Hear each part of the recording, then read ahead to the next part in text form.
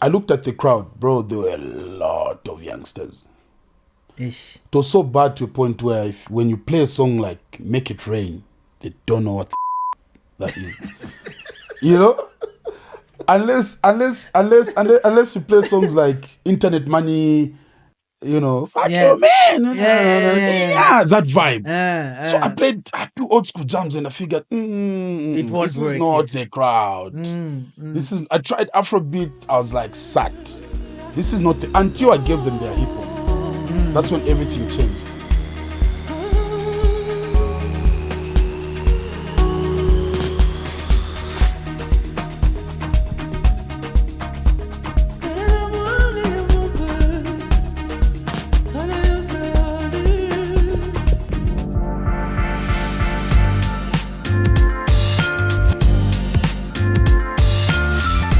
What up, guys? How you guys doing? You already know what it is. They call me Young, and we're about to have another conversation in the PodHouse. You already know this is your favorite room.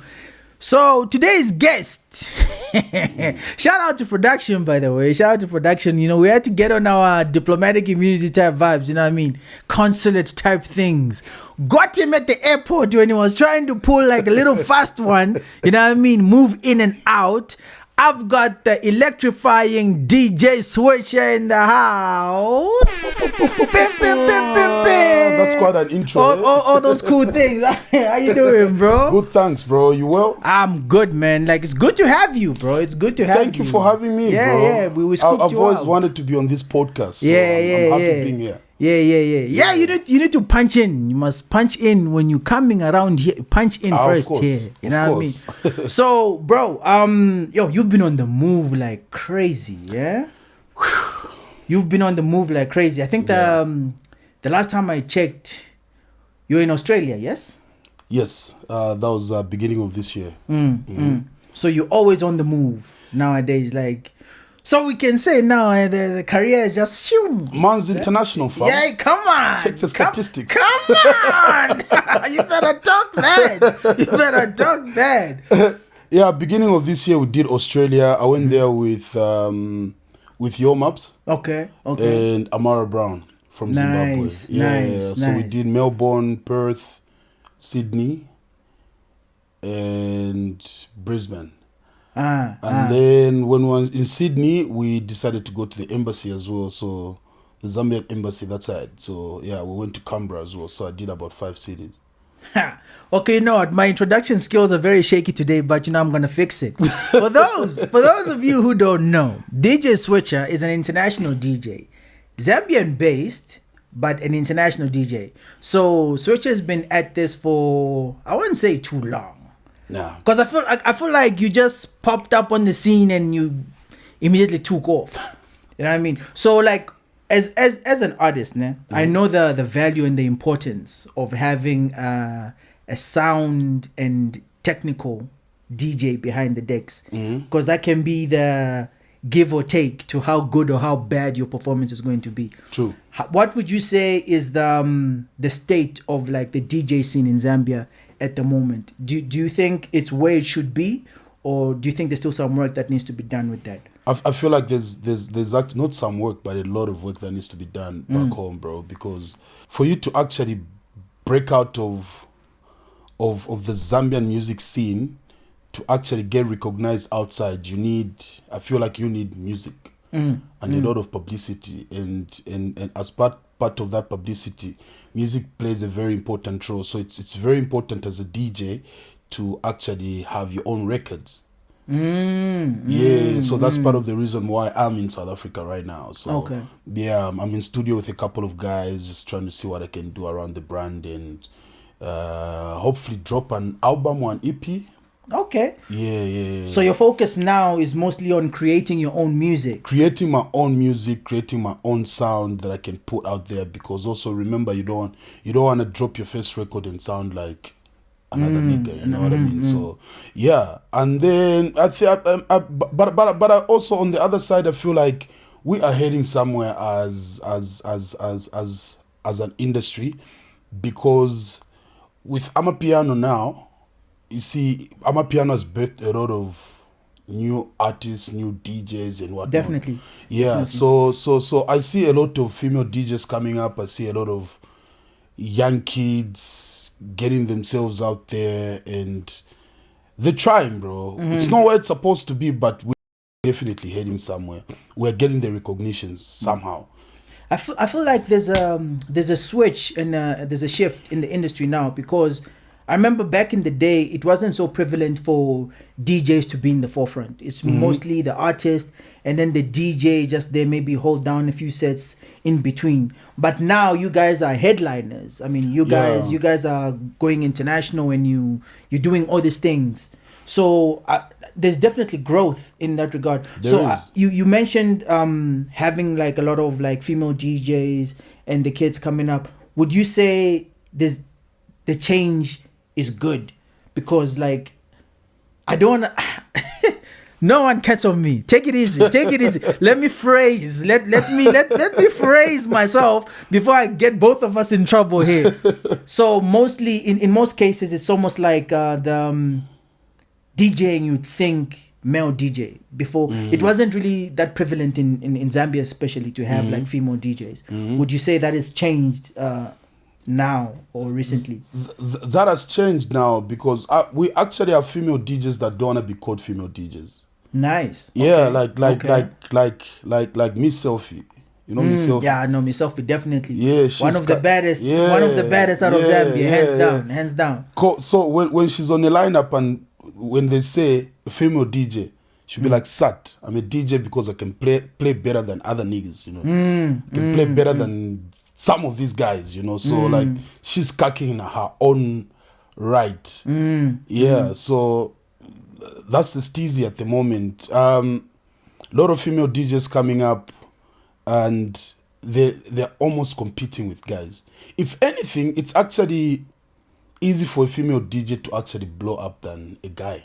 No. Yeah. Okay. Now, why do you say so?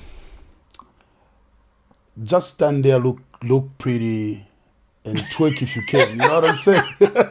Don't listen to Switcher. Don't listen to Switcher. He's setting you up. He's setting you up. Don't listen to him. And it's so crazy because I do teach I'm in the process of opening a DJ school, right? Oh, so nice. Yeah, first of its kind in Zambia. Nah, wait, whoa. No. You don't just drop bombs like that and then just swift past it like this. That's something big, bro. You're working on opening a DJ school. Yeah. I am actually. I've taught about 2 so far, and there's a certain roadmap that I'm trying to create for them, because I don't want them to end up like every other DJ that starts their career in Zambia and it ends there, they get pregnant. Most of them that are actually enrolling are females. Okay. Yeah, and there's only one thing that I don't like though, when I get approached and they're like, yo, I want to learn how to DJ, could you kindly teach me? I can twerk better than Uncle Waffles. And I'm like, wait. There's a skill set. There's a skill set that goes with it. Yeah. It's not just about you twerking. You know what I mean? So, yeah. But yeah, we heading somewhere with that. I think I'll be launching sometime in November. Hey, thumbs up in the chat right there for DJ Switcher, man. That's a big move, man. Shout out to you.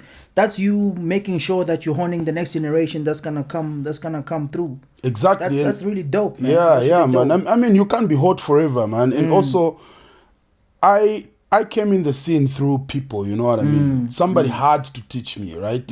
So even with them, whatever I learned from the people that taught me, I need to instill that in other people as well. So what I learned when studying and what I learned along the way, I'm infusing everything and just make good products in terms of DJing and whatnot. So yeah. Okay. And then how would you say your journey, like how you started? What was it hard for you or was it easier? Because you mentioned that you came through because you had people around you who were showing you. Do you think it would have been different if you were just stuck on your own without having help? Sadly, my guy, in whatever you do in life, you need people, bro. Definitely. I don't know. Maybe it's the right. I didn't use the right word when I said sadly, but I just said you can't do without people. Definitely. You need to know a guy who knows some other guy, and you know. And for me, starting out, I wouldn't say it was easy. It's also funny because I started as far back as 20.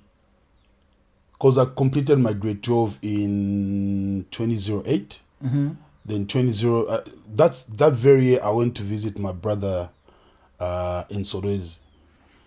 I'd always had this passion for music. I always wanted to be on the decks and whatnot. So when I finally got that opportunity, I jumped on it same time. In Solwezi itself, that my very first encounter with the decks was actually that side. Wow. Yeah. And how was your first experience? Dog. It was a thing where so I crazy story, man. So that's why I'm laughing, because the first time is not make sure, eh? It's a bit shaky. I only had about 18 songs. And at that time R&B was the shit, right? Am I allowed to swear? No, feel free. Hey, we'll hit him with a yeah, please, man. Yeah, so the guy that was a DJ at the time, the guy that introduced me to the whole thing was, so it was at a place called AXA, right? Steve Moore AXA or whatever. So this guy, so you know, Solwezi is known for having, like, there's a lot of there, dog. So why am I telling this story? So this guy, I'd been chasing after him for like 2 weeks. I would be there in the booth and he'll be doing his thing, and then he'll be showing me, but he never really gave me a chance to actually play. Okay. So some random chick walked up to him and was like, I like you, let's go to the room. That's when he was like, hey, buddy, please, take over. That's how you got your opportunity to play for the first very first time, bro. Wow. Wow. The guy disappeared for an hour, bro. It sounds like I'm the first one to break this story. I don't know if I should take credit or... You are actually. I wasn't even supposed to tell this story, but yeah, that's how it started.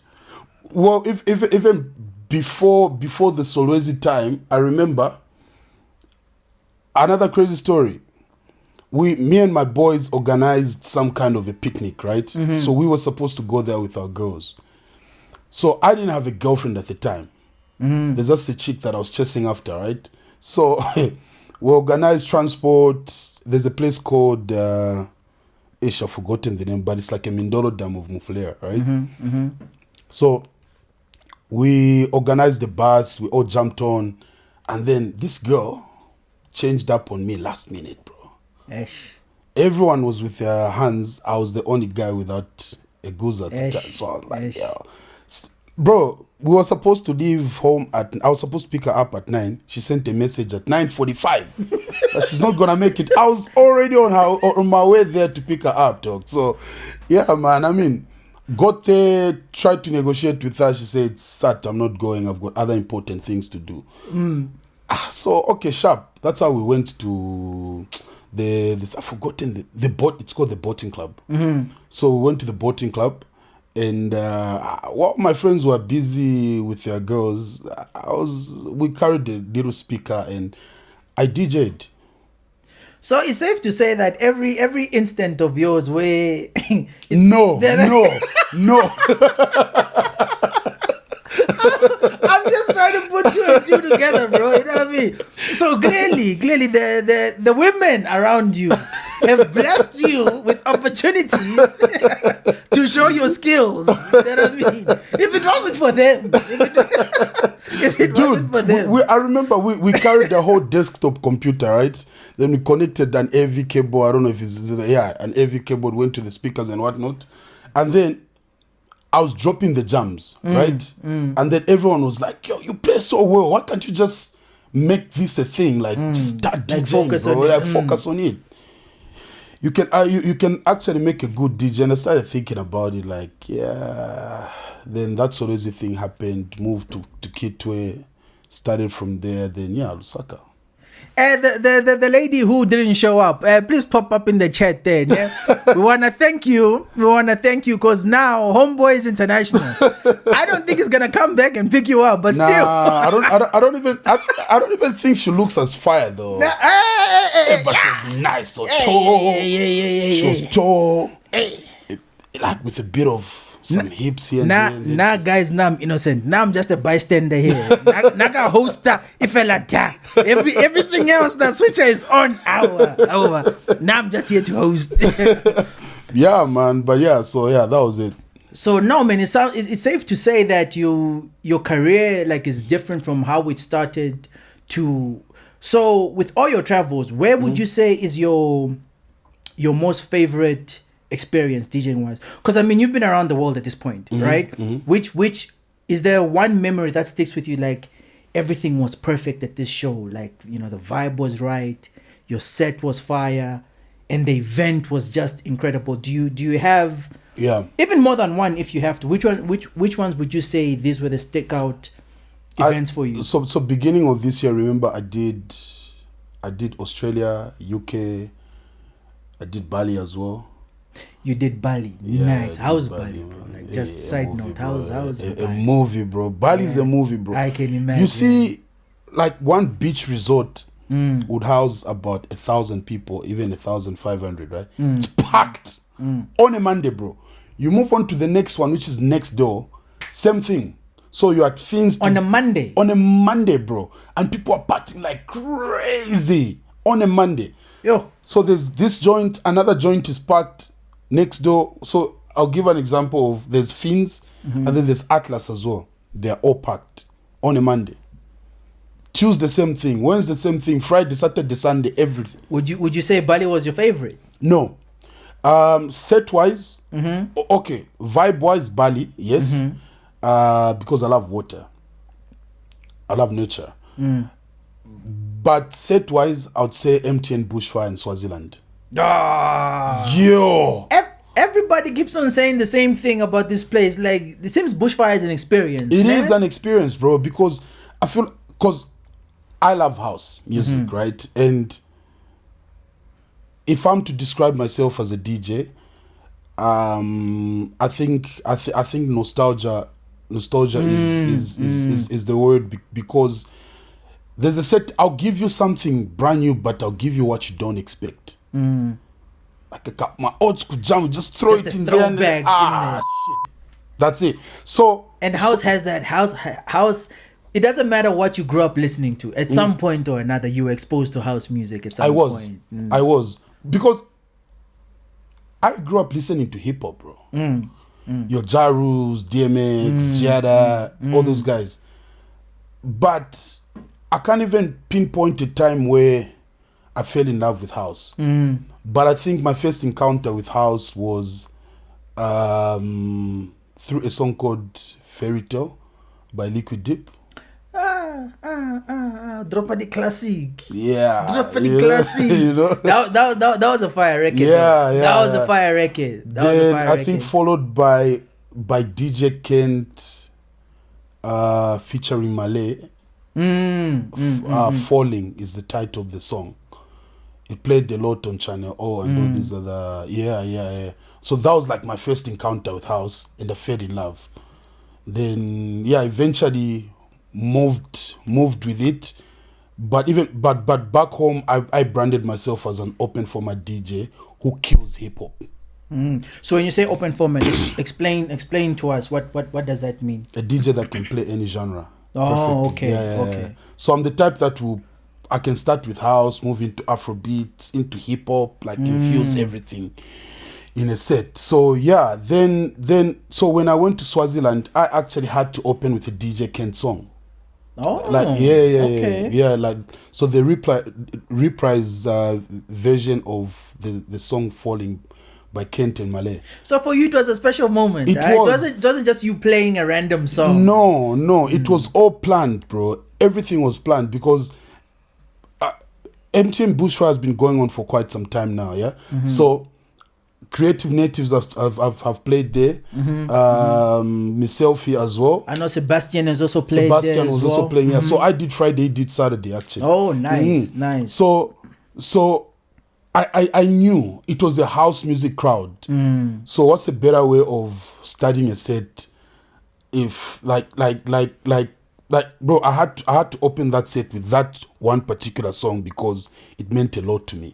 Were you nervous though? I was. Yeah, because it sounds like it's a lot of pressure, bushfire. It is. Because it's been going on for a while, and the names that go there, it's not like just your random names. Like it's people who are respected who actually go there. True.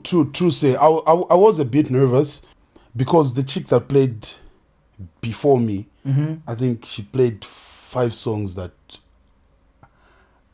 I had on my set. I was like, damn.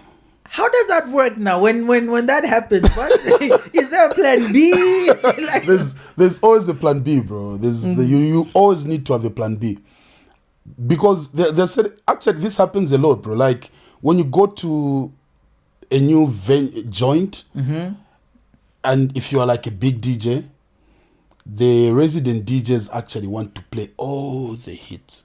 Yeah, but what they don't understand though is the fact that I have over 100 GB of music. Jeez. You know what I'm saying? Jeez. So you can play all your bangers, but I know how to open and close. Sometimes I can be a little bit shaky. In the 20th minute, I'll pick it up and understand what the crowd wants. So yeah, I feel like in Swaziland was the place where I played music and I actually felt the connection between me and the people. You know, like I really felt that energy they were giving and what I was giving them. So I just went in ham. Let's go, just like that. So I did a bit of three-step. Then I gave them a couple of throwbacks, sing-alongs, and then yeah, but it was a movie. Swaziland, I feel like so. Swaziland is definitely top of the list for you. Top of the list, bro. Top of the list. Then yeah, Bali as well. He keeps on mentioning Bali, and I'm jealous, guys. Because Bali looks and sounds like a movie. It is, bro. But that's beautiful. So okay, so now you've given us your best. Which one would you say was your worst experience outside the country? Anyway, up to you. Because I mean, like I said, at this point, it's safe to say you're international. You've been to so many places. Yeah. Where would you say is the one place, that one performance, you're just like, that wasn't it? For whatever reason. Because the reason why I'm doing this, is because for people who are watching, right? Someone who wants to be a DJ or even think about the possibility of going into this industry. Yeah. I want to show them, excuse me, the good and the bad. Because we glamorize the arts. Yeah. The arts is not for the faint of heart. It's a difficult field to go into. True say. So you can't just always show them the roses and the happiness. Yeah. There's the dark side to it. There is. And I feel like for me, it was my worst set and it was my shortest set ever. Oh, okay. It was in the UK. Yeah, I played for the Zambian community. Oh. I think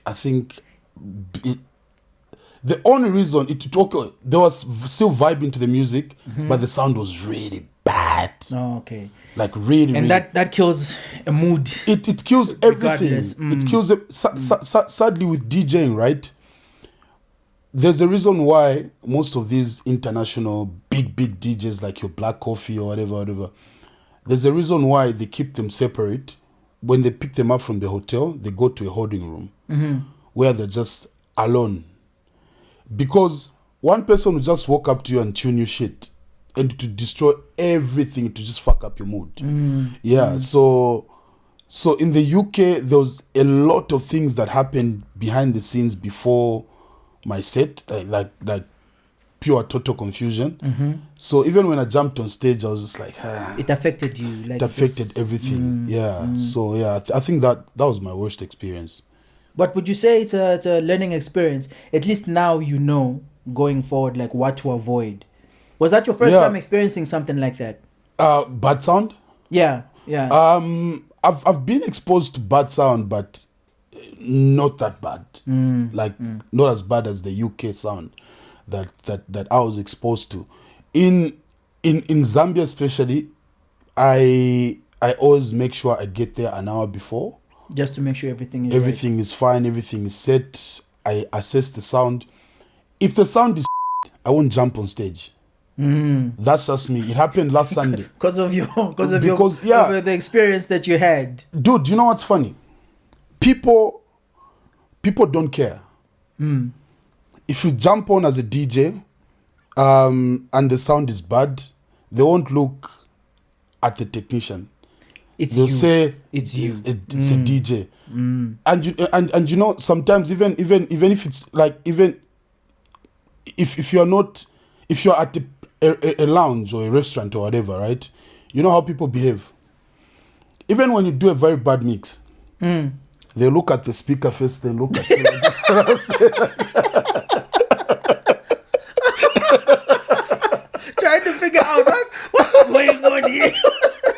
Is it him? You know what? I see it in my head now. Okay. You're right.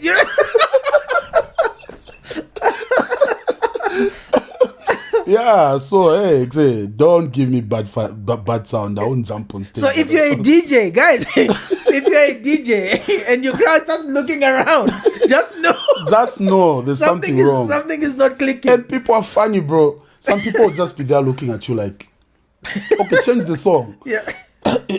You play another song and they're just like, and then when you finally play what they like, that's when you see them start moving. So don't focus on that. Focus on the people that are dancing. You know what I mean? Yeah.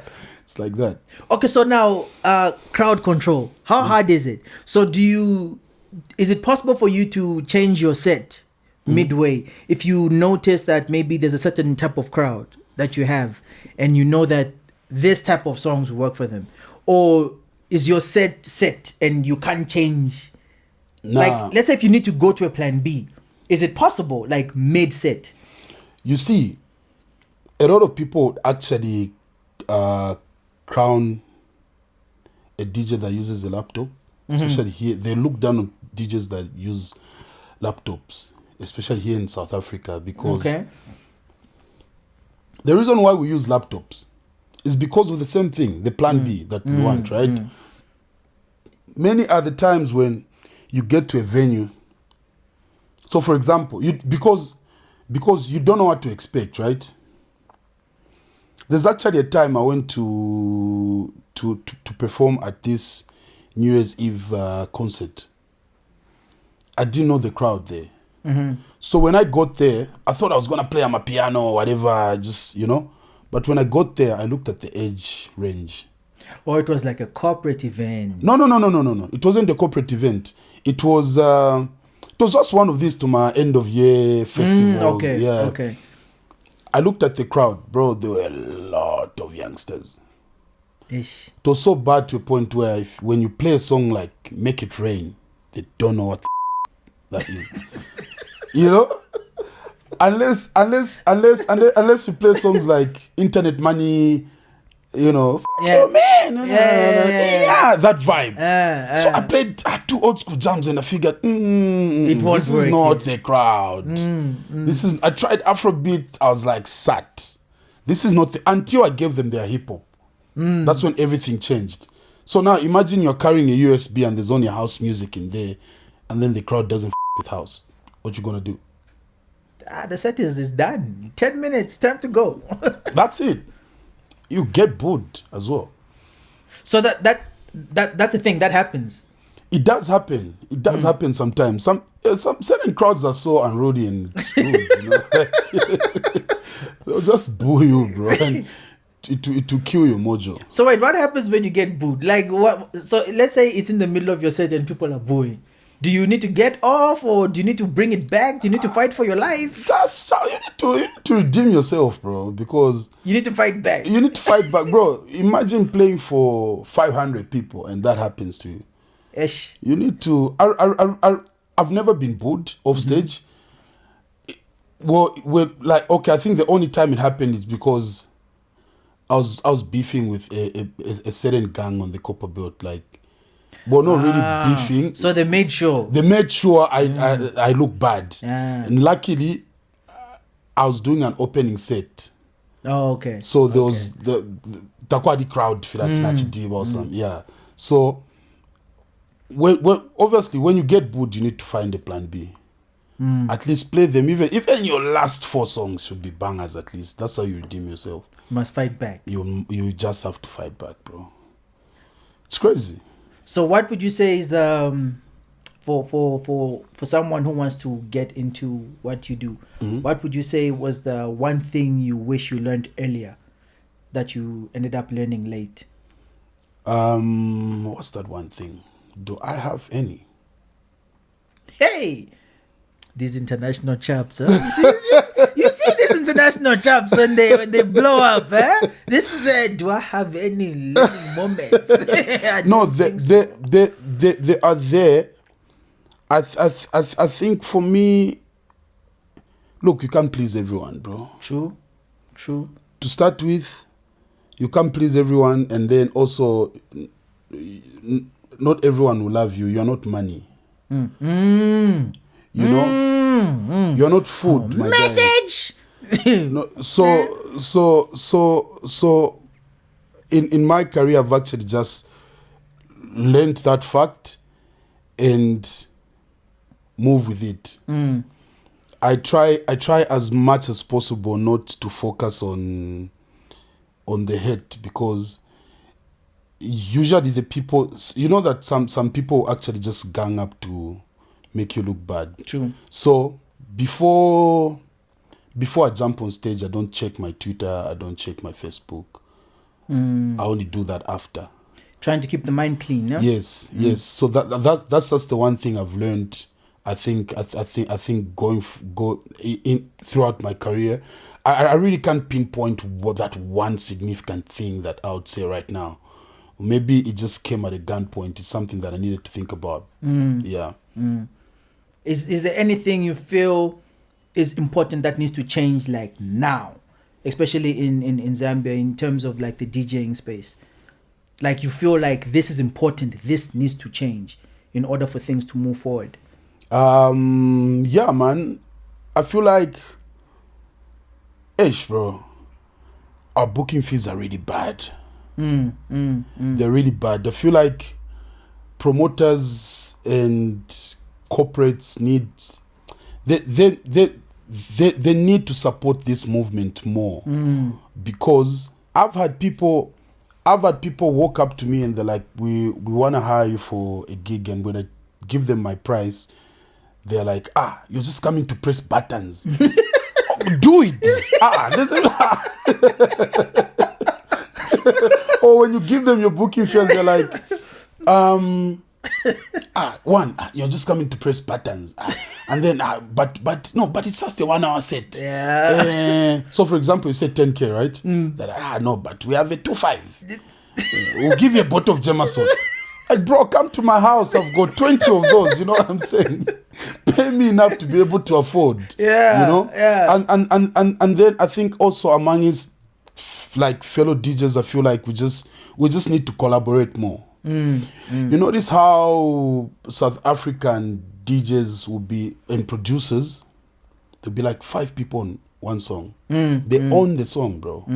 They own the song. I'm a piano. There'll be cabs. I'm a porisa. As a collective, we just need to collaborate more as DJs, unite more. I feel like the industry is too small for us to be beefing over petty things. You know True. what I'm saying? True.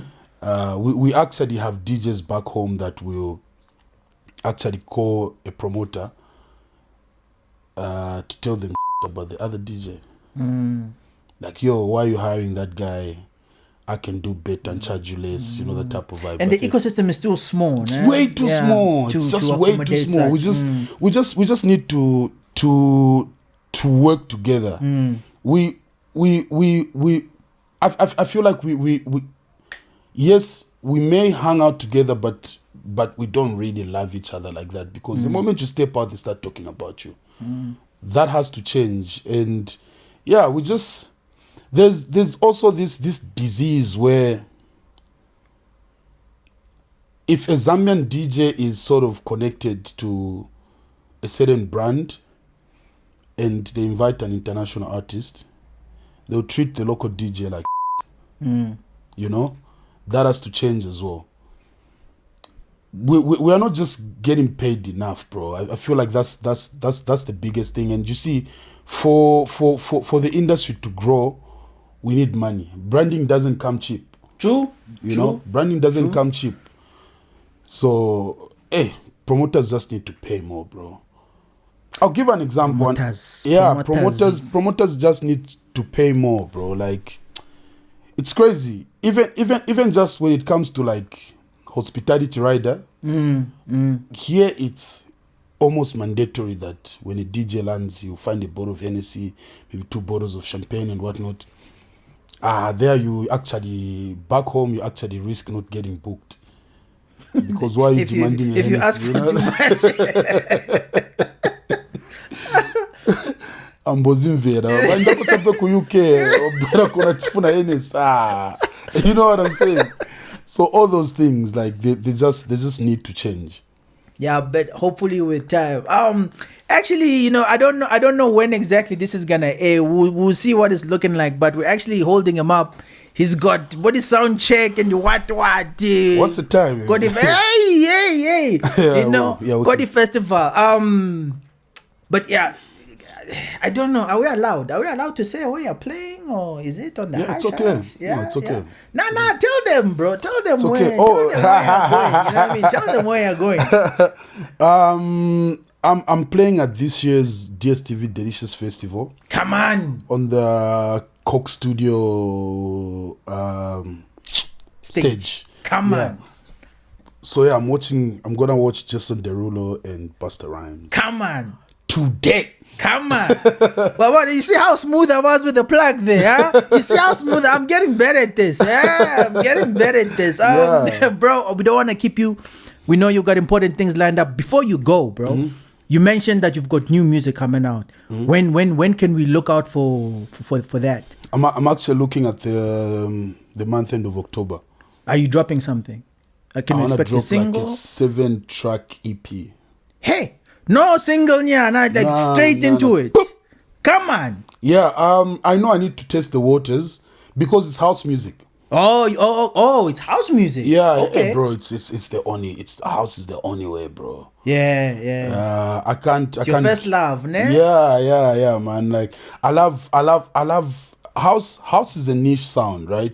So I love the energy I get when I'm playing to the right crowd. Yeah, and you're right. It is nostalgic, actually. You're right. Yeah, like it brings back a lot of memories. Exactly. So it's a 7-track EP. I'm remixing some of the old Zambian Kadindora songs. Oh, nice. Yeah, into house, and then I'm also in studio with a couple of artists that I'm not gonna mention now, but some are Zambian, some are not. The last time I was in Zambia, he played me a song, and you know I'm gonna talk about this. He played me a song I'm supposed to be on. If I hear that song anywhere else, Switcher, I swear, bro. I swear I'm gonna diss you on the pod, bro. I'll drop this song on the pod. That's a fire record, and this is me putting it out there. This is me putting pressure on you. No one else on that song, bro. Yeah. It's me and the guy on the hook. You know what song I'm talking about. You, bro. You know what I think song I'm talking about. Amara Brown is jumping on it as well. Mordecai is jumping on it. So yeah, Young Verbo will jump on it. Hey! Are you still calling yourself Young Verbo though? I've been Young Verbo. I'm not gonna change, bro. It's just that now, you know, Switcher, you know, it's a different hustle I'm on right now. For now. Now. While hosting, you know what I mean? But Young Verbal is still Young Verbal. That's not gonna change. Of course, bro. man. That's not gonna change. Big fan, by the way, man.